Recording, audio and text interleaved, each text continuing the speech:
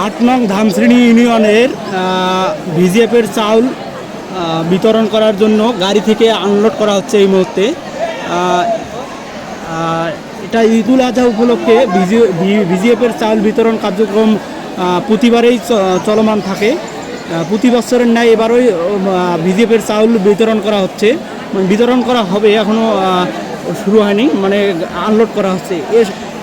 এসব চাউল সুবিধাভোগীদের মাঝে সরকারি বরাদ্দকৃত চাল বিতরণ করা হয়। ঈদকে সামনে রেখে অসহায় ও নিম্ন আয়ের মানুষের সহযোগিতায় প্রতি বছর এই কার্যক্রম পরিচালনা করা হয়ে থাকে। আপনারা অবগত আছেন যে প্রতিটা ইউনিয়নেই কম বেশি অনিয়মের মানে কথা শোনা যায়, দেখা যায়। সেরকম কোনো চিত্র এখন পর্যন্ত আমরা দেখতে পাইনি। যেহেতু চাউলগুলো আনলোড করা হচ্ছে, চাউলগুলো বিতরণ করার পরেই বোঝা যাবে যে অনিয়ম হচ্ছে কিনা। যদি অনিয়মের কোনো চিত্র থাকে অবশ্যই আমাদের সঙ্গে থাকবেন, ভাঙাডোলের সঙ্গে থাকবেন, আপনাদের আমি দেখানোর চেষ্টা করব। ধন্যবাদ।